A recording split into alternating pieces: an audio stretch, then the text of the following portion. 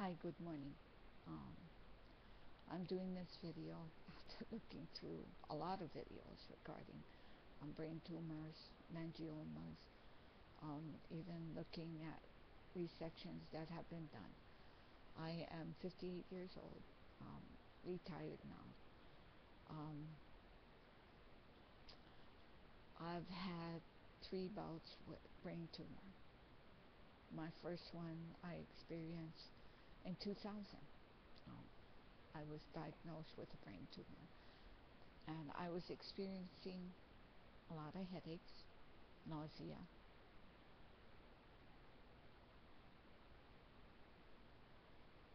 lightheadedness, ringing in my ears.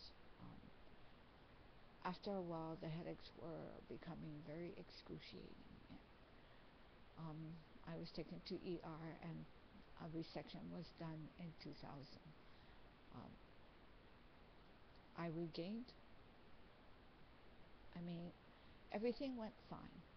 Nothing really happened, and I seem to have forgotten much about it. In 2002, I started work for a school bus company um, as a dispatcher. First as a driver, then as a dispatcher. Um, I worked for them until 2012. In July, I retired.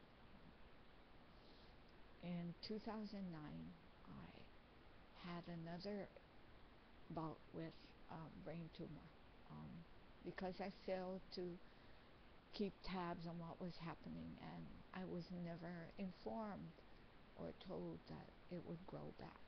Um, the possibilities of it going back was great. I wasn't told. I didn't realize what was happening. Um, but because I worked for a school bus company, I was trained in a lot of things. And I worked in special needs division. And as a driver, I was trained um, because a lot of our students would experience seizures. So I had to make sure that um, I could identify what was going on. Although I couldn't do much, and I had CPR training, and I had first aid, I couldn't do much except to um, learn and listen and watch. I had training in how to identify and what to do when our students would have seizures. And that was a good thing while working for the job that I currently retired from. Um, so in 2009, before the surgery, in August, I was already diagnosed with um, another brain tumor. Same situation, same side, everything the same. Um, my primary care physician could not refer me, or not sure why, but asked me if I could find the surgeon, the neurosurgeon that did my first surgery. I tried, but he was no longer here on the islands. He had moved back to the mainland. Um, and I didn't think much about it, also, although I was frightened and realized that the growth was ever so dangerous for me. My eyesight started going because the tumor was starting to put pressure on my brain, and so my eyes were just starting to go, and I would experience like I would go blind. I mean, I could see, but it was like being in a dream. I was starting to experience different things: the ringing in my ears, the headaches, the nausea, the lightheadedness. Couldn't move too fast. I would feel dizzy.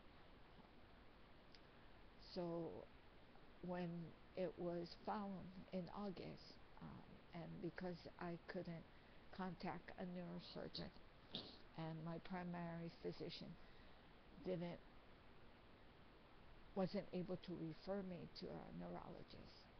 Um, my family wasn't happy, um, so they complained and wanted to change my physician.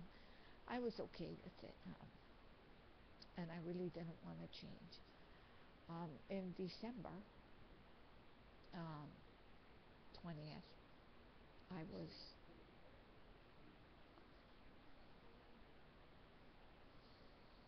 I was working. I was home relaxing and watching television on a weekend, and already before that time, I was already experiencing things happening. Um, I could feel the seizures, but for some reason, I knew what to do.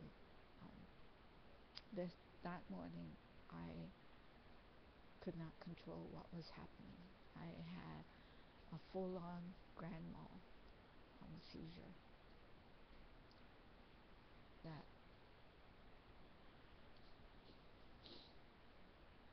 um, really took my family for a surprise, and they panicked. And of course, I lived 3 doors from a fire station, so they ran over to get the firemen. Um, I knew what was happening. I knew who was around me. I just had no control over what was going on. I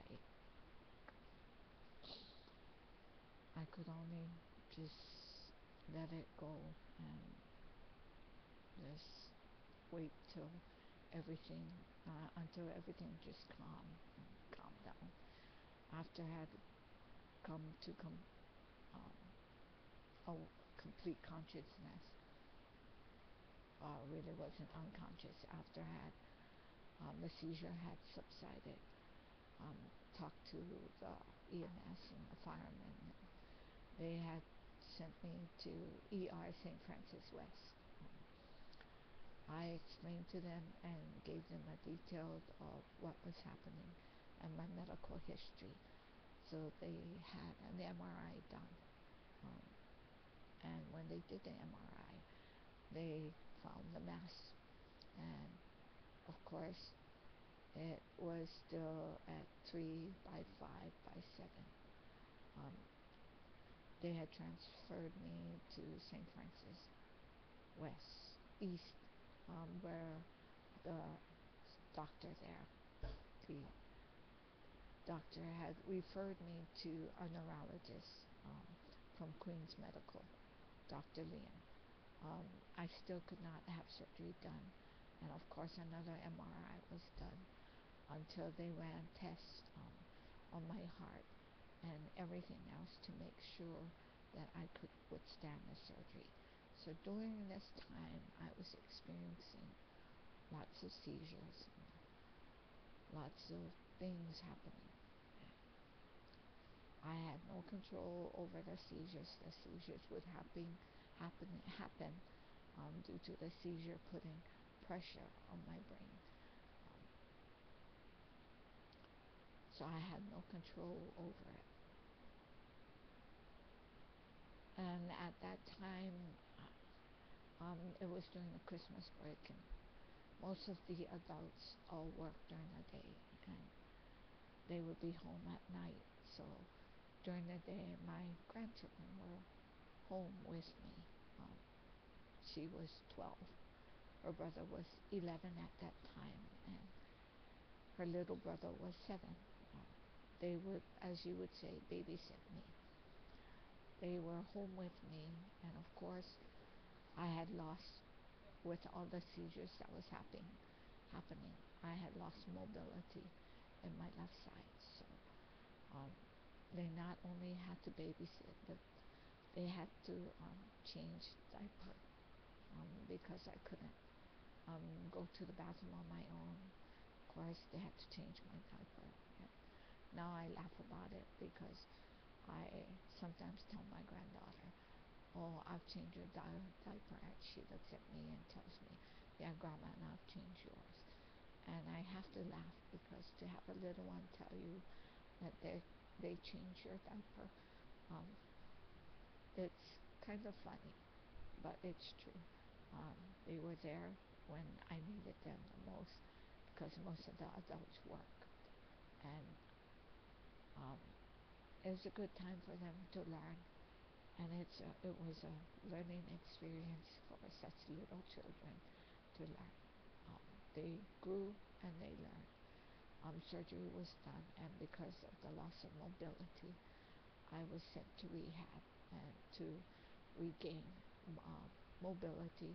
So I had to do therapy, um, speech therapy, therapy to learn how to walk, to regain mobility. Um, and when I was able to, I was released and sent home to do occupational therapy 3 times a week. And I returned to work still with residual effects of numbness in my fingers. My toes aren't able to grip. I was still experiencing headaches, which I contribute to migraines. Um, I don't think it has anything to do with the tumor in itself, and it may. I have no idea. Um, I was put on a regimen of every 3 months doing MRIs just to maintain with contrast, to just to see if there was any growth, any return. I was optimistic that it wouldn't return. In January, I did my MRI. By the end of the month, I got a call from my primary doctor telling me that we had to go back to Dr. Liam because there was a growth that was starting. Um, I was referred back to Dr. Liam, my neurologist, and after seeing him, I was advised to have to do gamma knife surgery. Gamma knife surgery was done in an outpatient clinic. I went in one day, had this steel or this metal mask screwed to my head. Went into what seemed like a washing machine and did precise radiation surgery. Um, it was okay. I have gotten used to the MRIs and the contrast. I continuously do it. And I haven't done it because I relocated um, to Kauai, and I am looking for a primary care. I retired, and I'm looking to try and see if I can collect SSI, which has been a difficult process.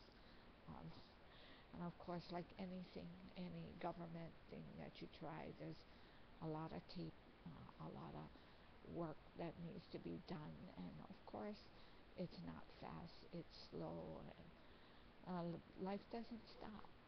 Life continues, and I am optimistic that although it's taking a long time for the procedure, uh, I still have to go on.